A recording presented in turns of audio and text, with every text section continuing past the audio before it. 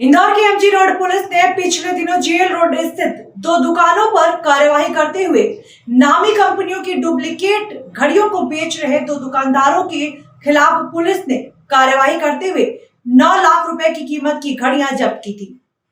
इसी कार्रवाई से नाराज घड़ी व्यापारी एसोसिएशन द्वारा इंदौर के डीआईजी कार्यालय पर ज्ञापन दिया गया और मांग की गई कि पुलिस द्वारा की गई कार्यवाही असंवैधानिक है। इंदौर की एमजी रोड पुलिस को कुछ नामी कंपनियों के द्वारा शिकायत की गई थी कि कुछ दुकानदार नामी कंपनियों की डुप्लीकेट घड़ियों को बेच रहे हैं। पुलिस ने सूचना मिलने के बाद यह कार्रवाई भी की थी, जिसमें बड़ी मात्रा में घड़ियों को पुलिस ने जब्त किया, जिनकी कीमत 9 लाख से अधिक की थी। घड़ी व्यापारी एसोसिएशन ने इसी बात का विरोध करते हुए इंदौर डीआईजी कार्यालय पर आज एक ज्ञापन सौंपा। एसोसिएशन ने इसी बात का विरोध करते हुए इंदौर डीआईजी कार्यालय पर आज एक ज्ञापन सौंपा और एसोसिएशन का मानना है कि छोटे दुकानदारों के खिलाफ जो कार्रवाई की गई वह असंवैधानिक है। उनका मानना है कि पुलिस ने कॉपीराइट ट्रेडमार्क का उल्लंघन बताते हुए छापा मारकर घड़ियों की असंवैधानिक जब्ती कर माल ले गया।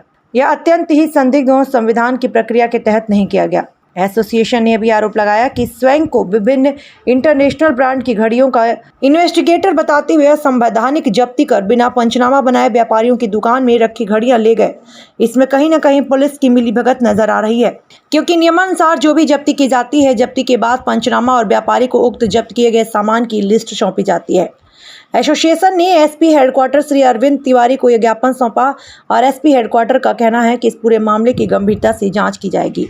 व्यापारियों की माने तो दुकानदारों द्वारा कोई कॉपीराइट और ट्रेडमार्क का उल्लंघन नहीं किया गया।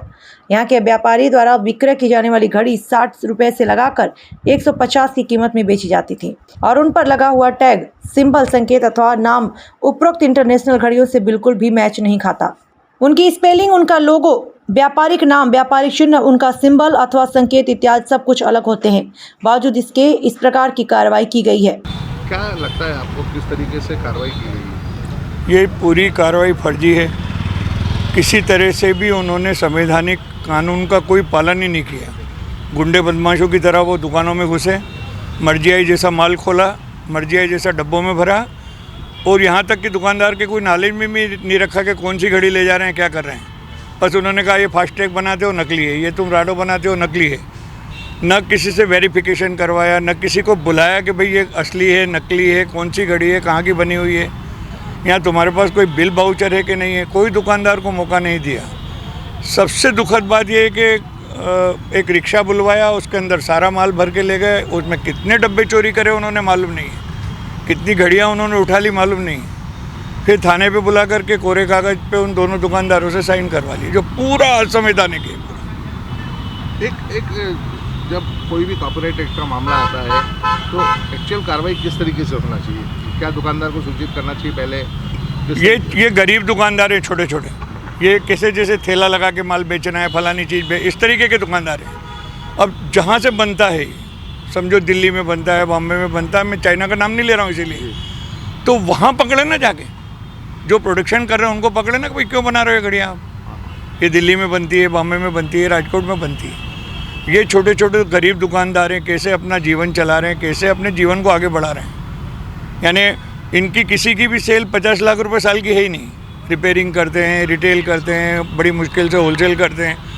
अब जब सरकार का नियम है 75 लाख तक तो कोई हिसाब ही नहीं रखना हम, तो उसी का पालन करते हैं, रखते हैं। बिल है इनके पास, ऐसा नहीं कि बिल नहीं है।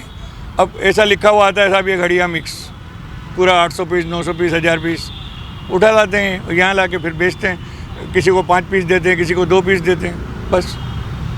अब आप यहाँ शिकायत करने आए, क्या शिकायत आपकी रही? ये हमारे अध्यक्ष महोदय हैं, जी बोलिए। क्या शिकायत दर्ज कराने हैं? हमने शिकायत, ये हमारा ये कहना है कि ये जो पूरी कार्रवाई हुई है असंवैधानिक तरीके से हुई है। कोई कानून का पालन नहीं किया गया, कोई पंचनामा नहीं बनाया गया, किसी तरीके की कोई जब्ती दुकान पे नहीं की गई। पूरा माल रिक्शा में, यानी जैसे गुंडे बदमाश ले जाते हैं इस तरीके से रिक्शा में माल ले गए। क्या एसोसिएशन आगे न्यायालय में भी शरण ले गए? बिल्कुल 100%। आज हम डीआईजी साहब को दे रहे हैं, इसके बाद हम तो इसको पूरी लंबी कार्रवाई पे ले जाएंगे। अच्छा, ये गरीब दुकानदार है, जितने दुकानदार आपको दिख रहे हैं देख लीजिए, आपके सामने है। ये कैसे जीवन चला रहे हैं, कैसे अपना घर पाल रहे हैं, कैसे क्या चल रहा है, क्या चोरी चमारी करते हैं क्या? ये आपका पद और आपका नाम बताइए। मैं कैलाश गुरबानी हूँ, संरक्षक हूँ, मैं इन बच्चों का एक तरह से पिता ही हूँ, ये मान के चलिए। व्यापारी संघ मिला था, उसने ज्ञापन दिया है उनका कहना है जेल रोड में रहने वाले कुछ व्यापारियों की जो घड़ी वगैरह जब्त की गई हैं कॉपीराइट एक्ट के तहत, वो गलत प्रावधानों के अनुसार की गई हैं और वो उनका वायलेशन नहीं था, इसके बावजूद उनको प्रताड़ित किया जा रहा। इसकी जांच कराई जाएगी। अगर गलत है तो संबंधित के विरुद्ध कार्रवाई होगी, अगर सही कार्रवाई है तो कॉपीराइट एक्ट में कार्रवाई की जाएगी। ये देखने में ये आता है कि कई लोग राइट ले आते हैं और उसके द्वारा छापामार कार्रवाई करवाते हैं। नहीं, ऐसा बिल्कुल भी नहीं है। पुलिस वैधानिक प्रावधानों के तहत कार्रवाई करती है और ऐसा कोई भी नहीं ला सकता। कॉपीराइट अपना रजिस्ट्रेशन होता है उसका और उसका वेरीफाई करने के बाद ही कार्रवाई होती है।